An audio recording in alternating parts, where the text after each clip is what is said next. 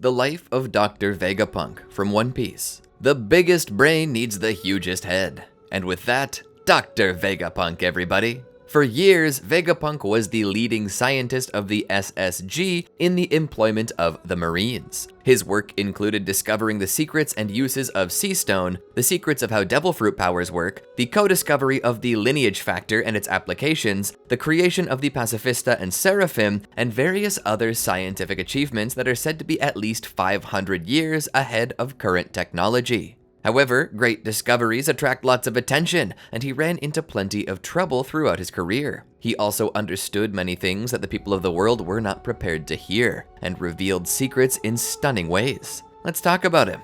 Welcome to the Amagi. Before we begin, only 25% of our viewers are subscribed, so if you're a fan of the video, please like and double check if you are subscribed. And with that out of the way, let's get into the video. Background. Vegapunk was born 65 years ago in the future country Baltimore on Karakuri Island. As a child, he designed and built several devices in his lab, including robotic animals. He also had hundreds of other ideas, ranging from weapons to experimenting with cellular structures. He once tried to create an in-ground heating system for the island's people using modified animals as his labor force. Unfortunately, Vegapunk lacked the tools and funds needed to complete his project, but he was able to touch the people's hearts. At some point, by the age of 14, Vegapunk ate the Nomi Nomi Nomi, which caused his brain and head to expand continuously as he acquired new knowledge. 39 years ago, Vegapunk became one of the founding members of the illegal research team MADS, working alongside Vinsmoke Judge, Caesar Clown, Queen, and Buckingham Stussy. While the other scientists focused on creating weapons, Vegapunk pursued peace-promoting products, like the GP flowers, which earned him the Ibel Peace Prize. This led to the 5 elders inviting Vegapunk to meet them in Marigioisi.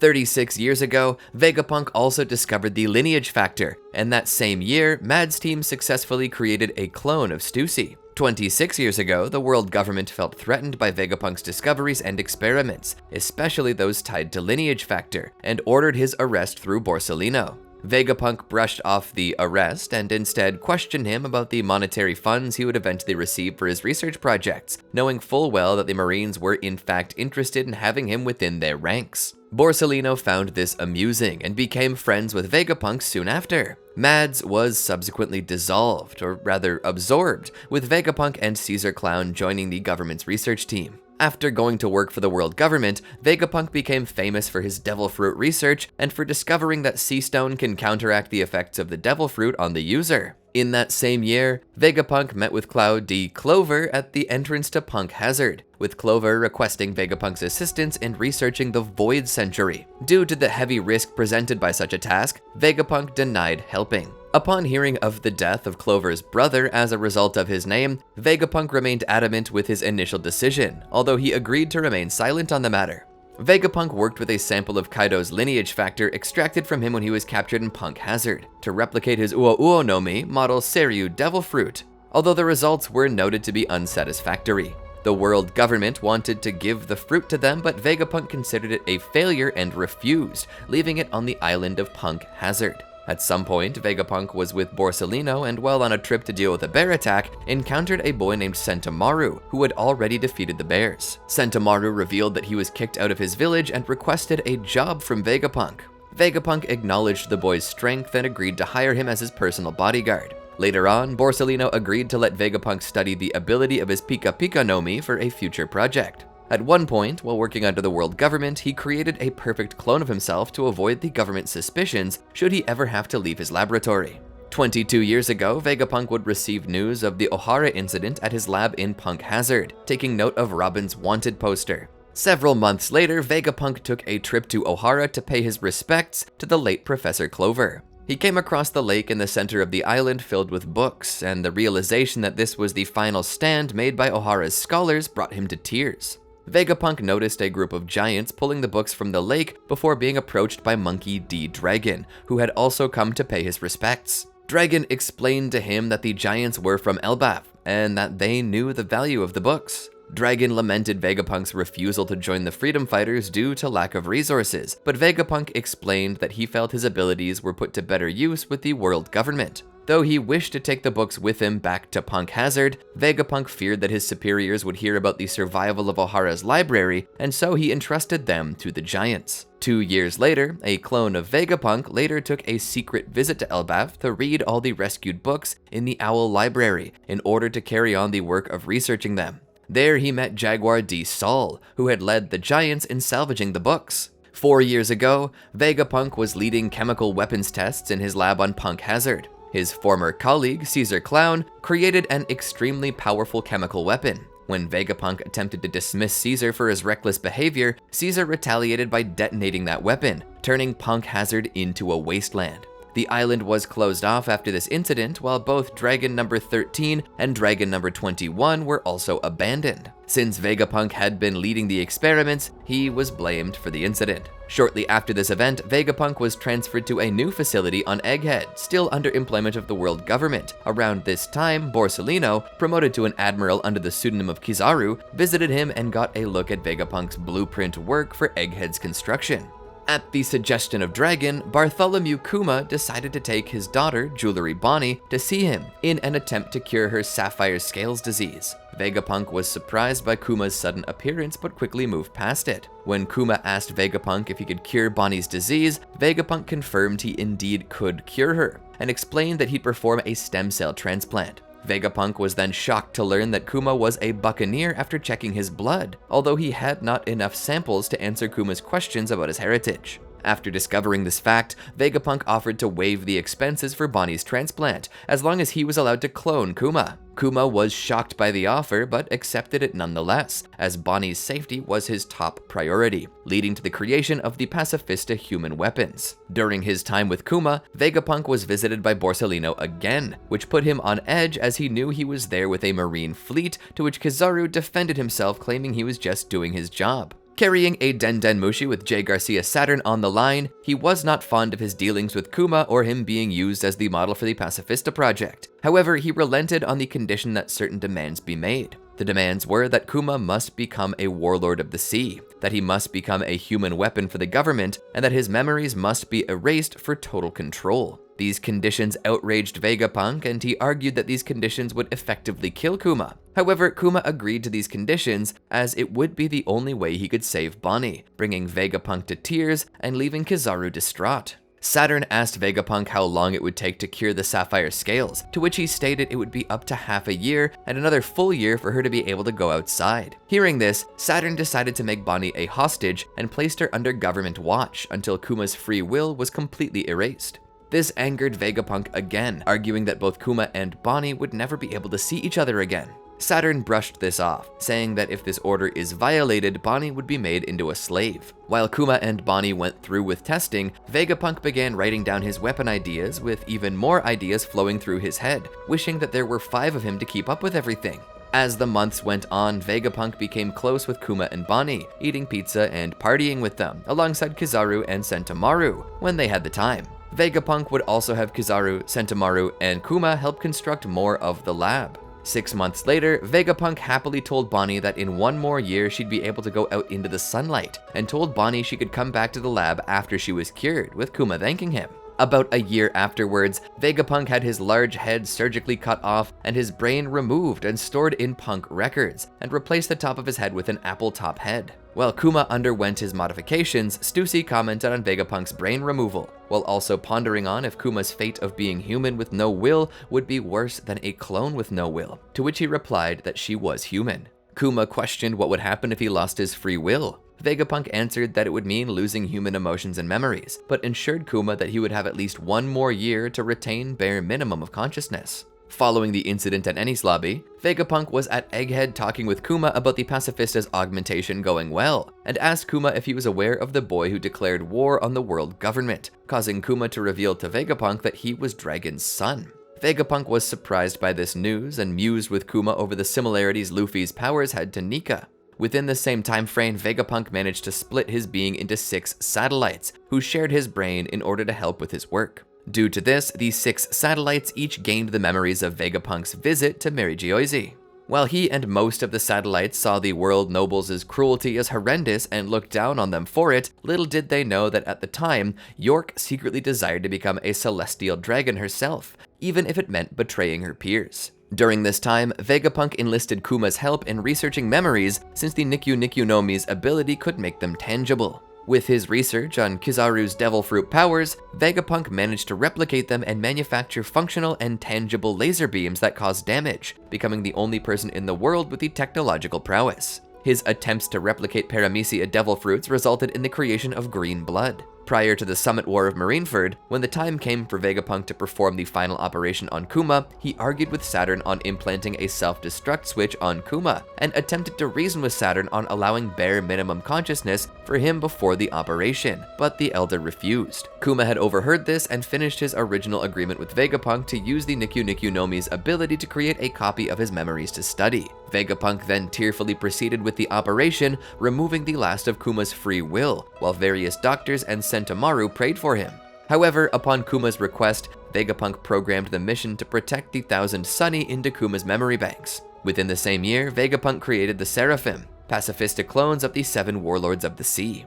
3 months prior to the Egghead incident, CP5 investigated Vegapunk for researching the Void Century. Prior to the Levely, Admiral Fujitora met with Vegapunk, and the scientist revealed the Seraphim, which were the culmination of Vegapunk's research into cloning, cyborgs, devil fruits, and Lunarians. About 2 weeks prior to the beginning of the Egghead incident, Vegapunk, Shaka, and Pythagoras discovered odd discrepancies in the Mother Flame's energy output. Shaka quickly deduced that the culprit logically must have been one of the Vegapunks, and that the 3 of them were the only ones that had alibis. The 3 concluded that they would have to continue observing in order to get more information. 1 week later, Pythagoras revealed that he discovered the culprit to be York, citing that her memories uploaded to Punk Records were invalid, and that the Den Den Mushi recordings of the Mother Flame Room were tampered with.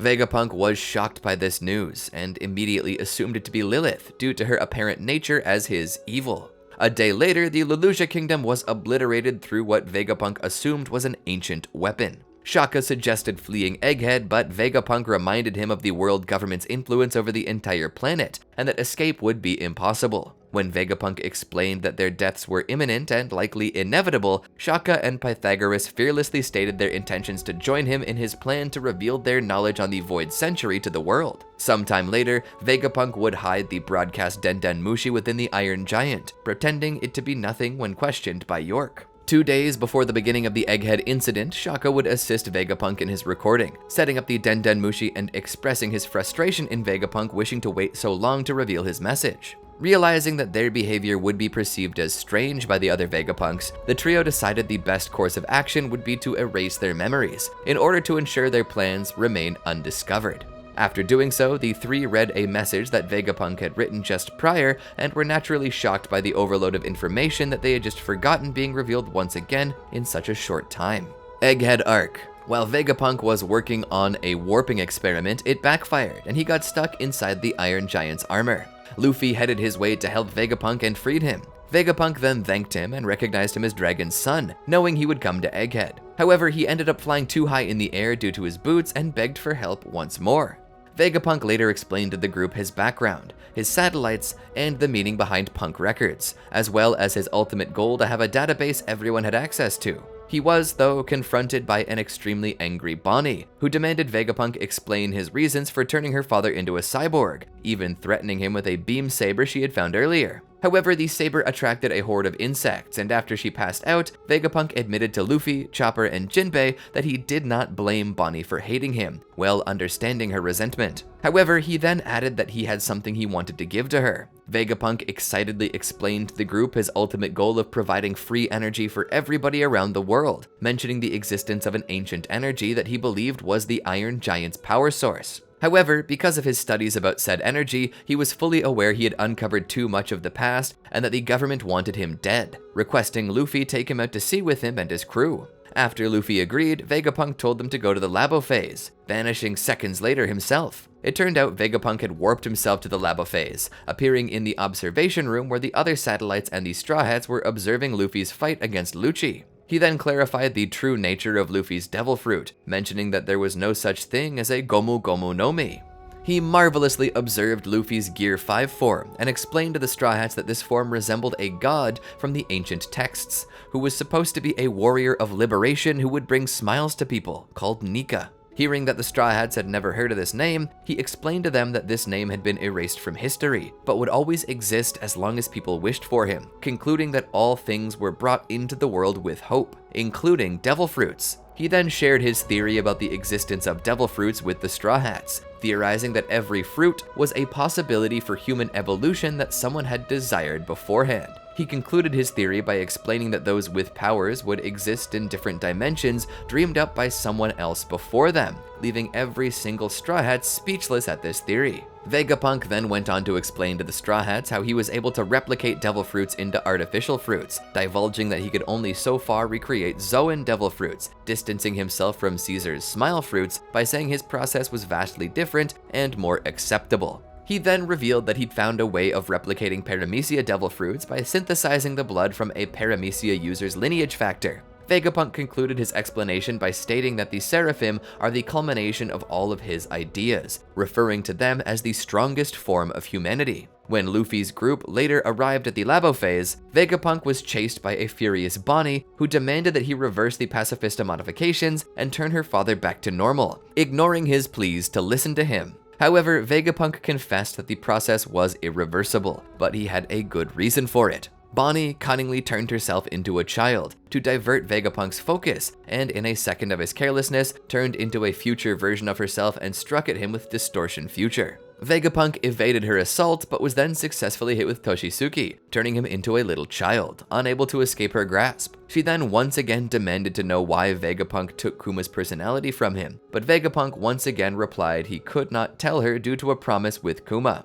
Bonnie, however, was unsatisfied by this answer and angrily slammed the child-turned Vegapunk on the ground before turning her attention to a mysterious door. Vegapunk warned Bonnie not to touch the bubble she had found there, but Bonnie dismissed his words and threw him out of the room. Vegapunk was then abducted and imprisoned deep within the Labo phase along with the other Cypher Pol agents who had disappeared after their visits to Egghead.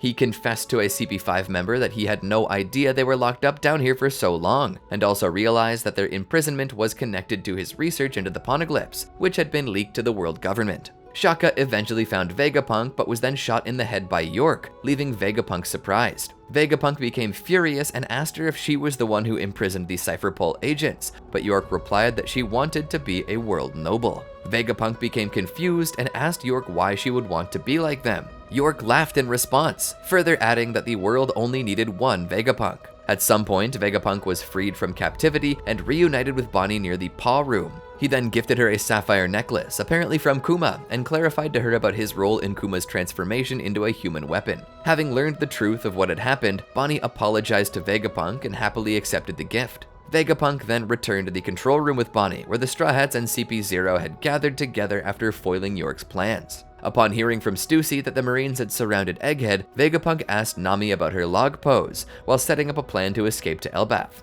He planned to use the Vegaforce 01 to fly the Thousand Sunny over the Marine blockade, and assigned Lilith to be the robot's pilot. When he mentioned that the robot would fall outside of Egghead's airspace, Frankie assured him that a coup de burst from the Thousand Sunny would guarantee an escape from the Marines. Since York had put a password on the Frontier Dome, preventing anyone from escaping, however, Vegapunk, along with Edison and Atlas, began to crack her code. While continuing to work on cracking the code, Vegapunk was alerted by Usopp that the Marines were beginning their assault. Vegapunk was confused by this, proclaiming that the island's defenses were nigh impenetrable. Upon the realization that it was actually Kizaru on the island, Vegapunk felt terrible about Sentomaru having to fight him, and said it was alright for him to flee if he could not bring himself to do it. Sentomaru's defeat caused Vegapunk to break down into tears, although he refused to give up on trying to get the barrier down. A moment later, as soon as Kizaru arrived in the Labo phase, Rob Lucci attempted to kill Vegapunk amidst the confusion. Stussy, who noticed just in time, quickly stepped in front of Vegapunk and took the attack in his place, promptly collapsing to the ground but saving Vegapunk's life. Her sacrifice later enabled Vegapunk to successfully crack the password and disable the Frontier Dome's defense system, celebrating alongside Atlas and Edison for doing so. Having done that, Vegapunk then contacted Frankie, asking if the Vegaforce 01 had been brought into position, not knowing it had been destroyed by Kizaru. Much to everyone's horror, including Vegapunk, Kizaru then appeared in the control room to fulfill his mission, but before he could execute it, he was grabbed by a giant Luffy, much to Vegapunk's surprise. When Atlas said she was going to leave to regain control of the Pacifista, Vegapunk wanted to come with her to save Bonnie after finding out she was alive, despite being told that the Marines were after him. He contacted Frankie and Sanji with the situation, and the two decided to help him. Vegapunk and Atlas then left the control room in the Vegatank 08 to go rescue Bonnie, with Vegapunk saying he would not leave her to die. Vegapunk entrusted Sanji to rescue Bonnie before the tank could reach the Faberio phase, and the group was successful in recovering her. As the group headed back up to the Labo phase, they witnessed J. Garcia Saturn's arrival. On the way down, Vegapunk requested that Sanji not defend him should he be attacked, to the latter's confusion. Vegapunk stated that his death would likely result in something huge taking place. He then brought up the topic of the One Piece to Sanji, telling him that he hoped the Straw Hats would be the one to find it, adding even further to Sanji's bewilderment. Kizaru then destroyed the clouds the Vegatank 08 was riding on, which sent it crashing into the ground. Upon landing, Vegapunk's group was cornered by Saturn. After Bonnie tried to attack Saturn and was caught by him, Vegapunk's group tried to rescue her. However, they found themselves unable to move, which Vegapunk speculated was because of Saturn's Devil Fruit ability. They were forced to watch as the Marines raised their weapons to execute Bonnie. As Vegapunk was still unable to move, Saturn revealed to Bonnie that he was the one responsible for giving her and her mother Ginny sapphire scales due to a failed experiment.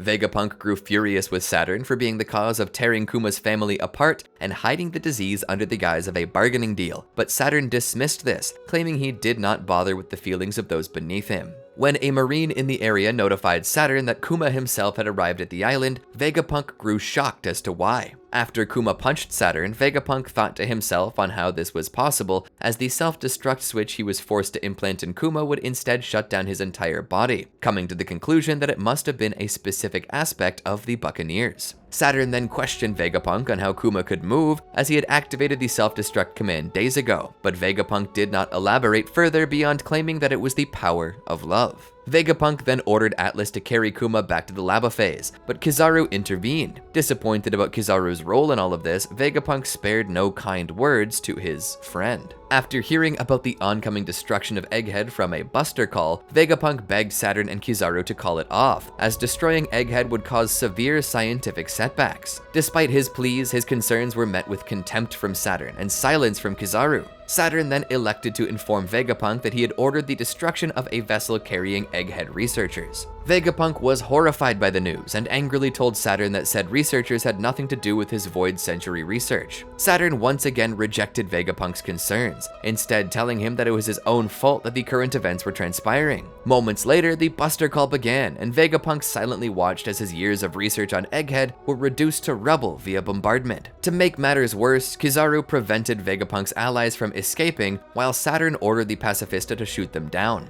Vegapunk watched and remembered dwelling on this specific scenario, citing that the Pacifista may be clones of Kuma, but none of them cared about Bonnie or Kuma's friends. Knowing that he could not let the very idea of Kuma attacking Bonnie become a reality, Vegapunk quickly ordered Atlas to inform Bonnie of her special status in the command hierarchy. Upon learning of this, Bonnie ordered the Pacifista to help them all escape Egghead, to which they responded by attacking the Marines. Vegapunk thought about his life decisions while this was occurring, acknowledging that giving Bonnie the highest position in the command hierarchy was his single selfish decision in his employment by the world government. He knew that this would have severe consequences, which came in the form of Saturn stabbing him through the back with one of his legs. Vegapunk collapsed to the ground, and moments later, Bonnie came to his side to beg him to leave with them. While this was happening, Luffy arrived fully engineered and in his Gear 5 form. Vegapunk weakly told Bonnie that Luffy was Nika, the very being that she, Kuma, and many others had been waiting for hundreds of years. As Vegapunk laid on the ground from his injuries, Bonnie told Luffy to avenge him by punching out Saturn, which he followed through on. Bonnie then begged for Vegapunk to escape with her along with Atlas and Frankie, but Vegapunk revealed to her that his injuries were nearly fatal and made it impossible for him to be moved without risking a worsening condition. Kizaru responded by attempting to shoot a laser at both Bonnie and Vegapunk, but it was countered away by Sanji.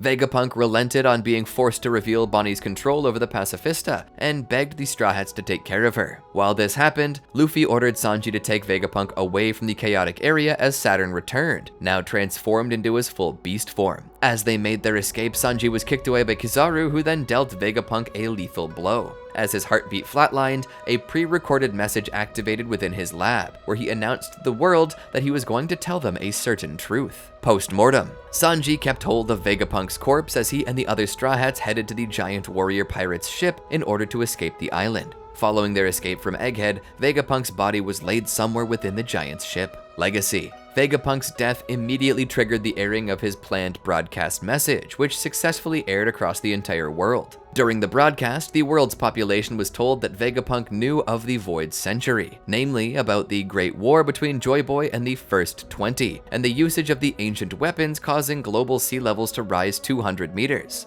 Vegapunk also shared that his Mother Flame had been used to power an ancient weapon, and predicted that the destruction of Lelouja would trigger the same sea level rise. This prediction came to pass shortly before he died, and thus vindicated his message. Vegapunk warned the world that it would sink into the sea soon, and the Great War had not truly ended so long as the ancient weapons still existed. In the climax of his message, Vegapunk shared his belief that whoever found the One Piece would decide the fate of the world. This was shown to invigorate many pirates and further their ambition of finding Gol D. Roger's treasure. Members of the Four Emperors' crews were particularly energized. This also caused some Marines to be motivated to find the treasure first before any pirate could. Ultimately, not all of Vegapunk's message was heard due to the efforts of the 5 elders to find and kill the transmitting Den Mushi. The broadcast briefly went online while Vegapunk was talking about the clan of D, and permanently ended before its conclusion as Vegapunk was sharing something else about Joy Boy. Despite the death of Vegapunk's main body, his brain and Punk records remained functional. Shaka, Pythagoras, and Atlas were destroyed, while Edison and Lilith hid their survival from York by disconnecting from Punk records. Lilith escaped Egghead with the Straw Hat Pirates and Giant Warrior Pirates and set sail to Elbaf with them. Edison was able to retrieve Punk records from York, and the destroyed satellite survived by reconvening into his body, which was reconstructed using spare parts from all the satellites except York and Lilith. In addition, according to Lilith, she managed to escape with a perfect clone of Vegapunk himself, and has a goal to construct a new laboratory in order to revive him. Abilities and powers. Being held in regard by most of the world as the world's smartest man due to his natural genius intellect and devil fruit, Vegapunk had contributed to numerous technological developments and was seen as one of the most notable figures in the world. Vegapunk was notable for having formerly led MADS, a rogue research team involved in several scientific discoveries and the development of weapons. After this, he began working for the world government and became one of their scientists, holding a very high position within the organization as one of their leading scientific authorities for several years. Vegapunk was in charge of a number of highly advanced marine and government facilities, such as Punk Hazard and Egghead. He was the leader of the Marines' Scientific Research and Development Team, the Science Unit, which is responsible for most of the special technology found in the hands of Marines, including, for example, the use of seastone lining on Marine battleships, which allows those to cross the calm belt without disturbing the resident Sea Kings. Another major achievement of this unit consists of the Pacifista project. In addition to the normal science unit of the Marines, Vegapunk was in charge of the SSG, the Special Science Division, which provided advanced technology and weaponry for the world government, including not only the Pacifista, but also the Seraphim, which the government hoped would be able to replace the 7 Warlords system as one of the current 3 great powers. As the lead scientist of both units, Vegapunk was in charge of every other scientist and researcher on the island of Egghead, with this authority being shared with his satellites, who split his workload and responsibilities equally with him in order for him to focus on new innovations. As the creator of the Pacifista and Seraphim, Vegapunk has command over all of them, and is able to give them orders of any kind as a result, with his authority being the 3rd highest, being shared with his satellites and overruled only by the 5 elders themselves, who led the world government, and Jewelry Bonnie, whom he secretly put as the highest authority for the Kuma-modeled Pacifistas. After the discovery of his research into the Void Century, Vegapunk was stripped of his authority within the world government and Marines and was considered to be a security risk for the organization, so much so that the 5 elders ordered his assassination despite his importance and worth to the world government. Scientific expertise. Vegapunk is famed as the greatest scientific genius the world has ever known, having tremendous knowledge and unmatched understanding in all fields of science, from cell biology to military technology. His scientific expertise is said to be at least 500 years ahead of his contemporaries. It seems that even in his youth, the scientist was a prodigy already considered a genius, but lacked the skills, funds, and materials to develop his inventions, although that did not stop him from theorizing the creation of pacifista cyborgs, including their laser weapons back then. This is proven by the fact that Frankie was able to recreate the technologies by studying the blueprints Vegapunk left behind on his home island. Regardless, the creations and blueprints that he has left behind are considered invaluable, and any damage inflicted to them is considered a crime. The lasers that are installed into the Pacifista were apparently supposed to be so advanced that only Vegapunk knew how to create them. It was also stated that the dragons found on Punk Hazard were Vegapunk's own creations. Vegapunk had a deep knowledge and understanding of devil fruits, having studied many old texts about them. He was the only known person beside the 5 elders to realize the true nature of Luffy's devil fruit after witnessing his awakened form. He discovered exactly how devil fruit powers are transferred over to a user, and he was also the scientist behind the method of adding devil fruit powers into inanimate objects, such as swords and guns. By using this method, he was able to create a unique blood for his latest creation, the Seraphim, by extracting the lineage factor of a Paramecia user, synthesizing it, and creating the so-called green blood. He even went as far as having developed a theory about how the devil fruits came into existence from his knowledge, theorizing that devil fruits are the embodiments of what humans desire and could become, which is also the reason why the sea, which he calls the mother of nature, rejects any devil fruit user and makes them unable to swim, as such behavior is loathed by the sea, and it considers these wishes to transcend the world people wish to live in as abnormalities. Tactical skills. Vegapunk was very cunning and deceptive when he needed to be, despite York saying he was a terrible actor and liar. For over 20 years, he researched the Void Century while working for the world government without them noticing. In fact, the only reason the 5 elders were able to discover his treachery was because one of Vegapunk's own satellites betrayed him. Once he found out about York's betrayal, Vegapunk, along with Shaka and Pythagoras, had set up plans to make sure his death would not be in vain, and would have the worst consequence for the world government. Vegapunk was also very skilled at hiding certain functions of some of his devices without others noticing. Likewise, he also planned a possibility to revive himself via a clone should he ever be killed, completely fooling the 5 elders and Egghead. Vegapunk also possessed impressive intuition, often correctly understanding the truth without solid evidence. Medical expertise. Vegapunk was an unrivaled medical genius, aided by his immense talents in medical biology, including the applications of the Lineage Factor, which gave him great insights into biology and genetics, to the point of being able to perfectly create cyborgs with partially or fully integrated bodies, create clones, or even outright produce artificial life. He was the one who modified Bartholomew Kuma into a cyborg, and he has produced many pacifista replicas of him as well, granting them some of the abilities of Kizaru's devil fruit in the process. These replicas bleed actual blood like Kuma himself. However, they lack Kuma's own devil fruit abilities. After the 2-year time skip, Sentomaru revealed that the latest pacifista had been further modified. These were later revealed to be the Seraphim, replicas of the 7 warlords of the sea in their youth, albeit with Lunarian traits. As noted by Chopper, Vegapunk also pioneered organ culture,